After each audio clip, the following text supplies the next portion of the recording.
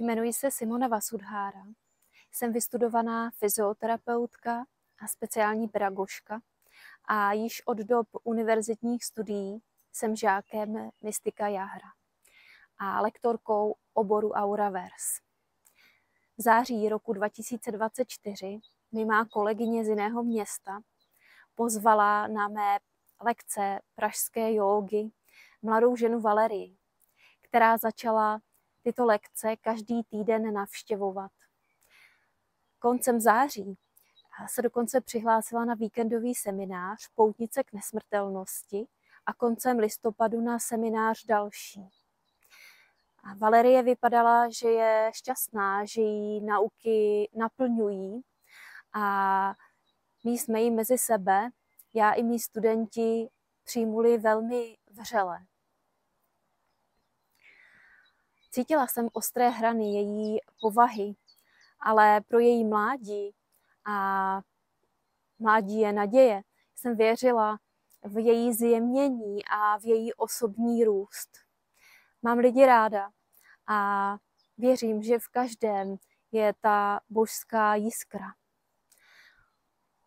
O to horší bylo potom zklamání, když jsme zjistili, že nebylo od Valerie nic upřímné, že to byla špionka Primy CNN a všechny naše krásné konverzace v podstatě upřímné nebyly. Z mé strany všechno upřímné bylo. Ona lhala mě, mým kolegům, kolegyním, mým studentům, se kterými se dokonce vozila auty na semináře a nechala se pozvat na oběd jako chudá studentka. Valerie tvrdila, že nemá čas na kamarádky, čemuž vůbec nerozumím, protože když chodíte jednou za týden večer na jógu a prožijete 2 semináře za 3/4 roku, tak nevěřím, že by tam nebyl prostor na přátelé. Nemohu prozradit podrobnosti z konzultací, které si u mě Valerie vyžádala, protože jsem spirituální učitel a nemohu porušit tuto etiku. Ale už teď mi je všechno jasné, že již od začátku si ona říkala o tantrická témata a stěžovala si na takové věci, které nejde posouvat bez posouzení tantrických stop, takzvaných tantrických háčků.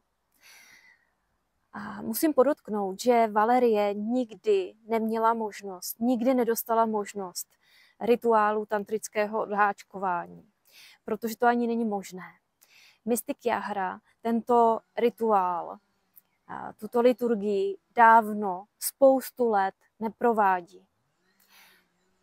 Valerie také tvrdila, že se měla setkat s mystikem Jáhra v ašrámu lásky a nirvány na jaře roku 2025. A všechno bylo vytvořené z jejich domněnek. Nikdo jí toto neslíbil. Pouze to, že my doufáme, že to v budoucnu možné bude potkat mystika Jáhra v ašrámu.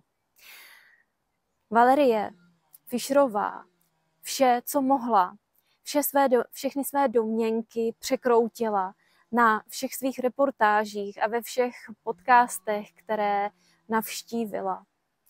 A opravdu to byly pokroucené domněnky z těch nejhorších myšlenek, které měla z kauzy minulých 15 let. Valerie Fischerová porušila etiku novinářské práce a tím ohrozila kredibilitu novinářů v České republice. A lhala nejenom divákům Primy CNN, ale taky nic netušícím kolegů jiných médií, televizí, novin a předávala pod zástěrkou té kredibility své práce, své novinařiny naprosto překroucené informace, lži, nepravdy. Zneužila nahrávky, dělala, kde mohla, dělala nahrávky na lekcích, na seminářích, tajné nahrávky, které potom použila neskutečně lživé, sestříhané, pokroucené, absolutně mimo souvislosti. Také zneužila aplikaci Institutu lásky a nirvány, která je určená pro předávání nauk mistra Jahra. A tyto nauky opravdu nejsou nějak tajné, ale jsou pro studenty, kteří ocení tyto hluboké mystické nauky. My jsme pod palbou už 15 let. Nevíme tomu konec, začátek, nevíme důvod, proč někdo nepřeje o orientálním naukám, které lidem tak pomáhají. Život je přece tak vzácný a má smysl. Má smysl hledat smysl našeho života. A my fandíme všem. Všem, kdo hledá smysl, mír a Boha v sobě.